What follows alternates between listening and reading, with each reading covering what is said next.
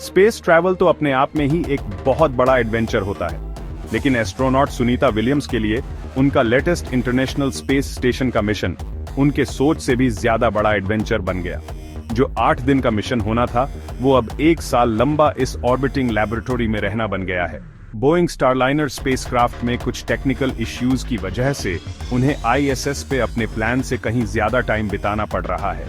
ऐसे मुश्किल समय में भी सुनीता के हौसले और पॉजिटिव एटीट्यूड को देखकर लोग हैरान हैं। उनकी कहानी इंसानी जज्बे और किसी भी अनजान सिचुएशन में ढल जाने की हमारी काबिलियत को दिखाती है। सुनीता विलियम्स अभी इस एक्स्ट्राऑर्डिनरी एक्सपीरियंस को जी रही हैं।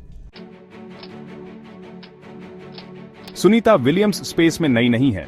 इस दिग्गज एस्ट्रोनॉट ने अब तक 322 दिन से भी ज्यादा समय स्पेस में बिताया है और आईएसएस के कई मिशंस का हिस्सा रही है। एक इंडियन अमेरिकन पिता और स्लोवेनियन अमेरिकन मां की बेटी, सुनीता की विविध विरासत स्पेस एक्सप्लोरेशन के ग्लोबल नेचर को दर्शाती है। स्पेस में जाने से पहले सुनीता ने यूएस नेवी टेस्ट पायलट के रूप में काम किया है और हेलीकॉप्टर्स और एयरक्राफ्ट को उड़ाने में माहिर हैं।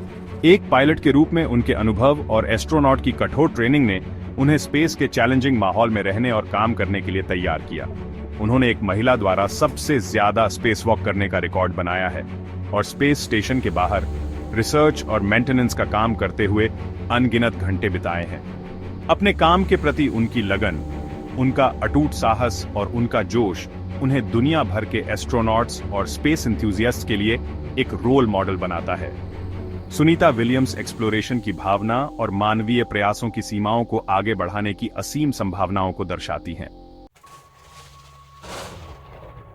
Boeing Starliner spacecraft human spaceflight में एक गेम चेंजर बनने वाला था। सुनीता विलियम्स और बैरी बुच विल्मोर का मिशन स्टारलाइनर की पहली क्रू फ्लाइट्स में से एक था। 5 जून 2024 को उनका लॉन्च उत्साह और उम्मीदों से भरा था।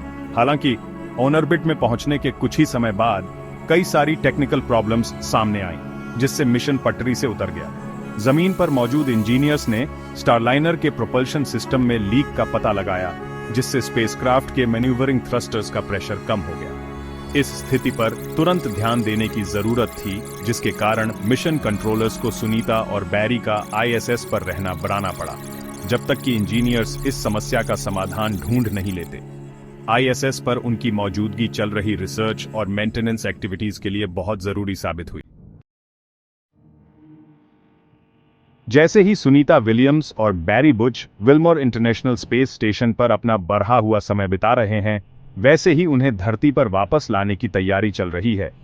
बोइंग स्टारलाइनर स्पेसक्राफ्ट के ग्राउंडेड हो जाने के बाद नासा ने एस्ट्रोनॉट्स को वापस लाने के लिए स्पेसएक्स और उनके क्रू ड्रैगन स्पेसक्राफ्ट की तरफ रुख किया है। क्रू ड्रैगन पहले ही कई क्रू को आईएसएस से आने जाने में सफलतापूर्वक मदद कर चुका है और अपनी विश्वसनीयता और सुरक्षा साबित कर चुका है। सुनीता और बैरी मार्च 2025 में क्रू ड्रैगन स्पेसक्राफ्ट से धरती पर वापस लौटेंगे।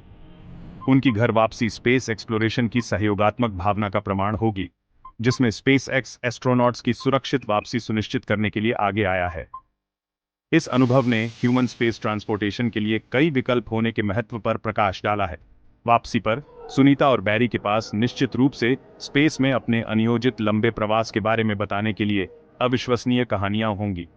उनके मिशन ने मानवीय भावना के धैर्य, कुशाग्रता की शक्ति और एक्सप्लोरेशन की सीमाओं को आगे बढ़ाने की अटूट प्रतिबद्धता को प्रदर्शित किया है।